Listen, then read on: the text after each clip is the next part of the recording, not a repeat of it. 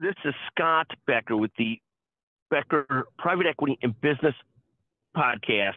And today's discussion is Rudy Giuliani and Shakespeare. So probably no modern leader, maybe other than Richard Nixon, he has had so many ups and downs, and it's such a Shakespearean tragedy as is Rudy Giuliani. So Rudy Giuliani, just this past week, a jury awarded $148 million against him for his efforts related to sort of turning over or defaming the electors in the Georgia election.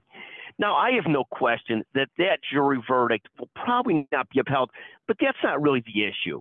Rudy Giuliani himself, who tasted so much fame as America's mayor during 9/11, and then built a variety of other businesses and was so well regarded, at some point lost his rudder, lost his centeredness, and couldn't help himself but constantly trying to find that spot of fame, that spot in the middle of everything. I remember some individual moments with Rudy Giuliani where he showed up at one of our meetings, wanted to see one of the presidents. It was kind of weird because we had Rudy Giuliani as a keynote speaker at different times over the years, and he sort of just showed up to try and say, hey, I want to say hello to either the President Bush or President Clinton at the time.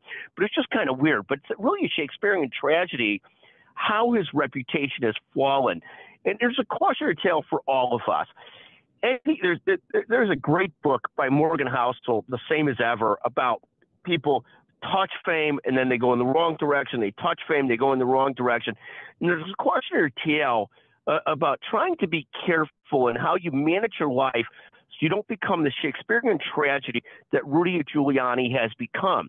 He sort of has become sort of a standing joke, and it's a shame because he had such leadership, such qualities, but couldn't help but keep on chasing that moment in his life that he wanted to recapture, so made himself into, I don't want to use the wrong phrase, so I'll call it a Shakespearean tragedy versus something else.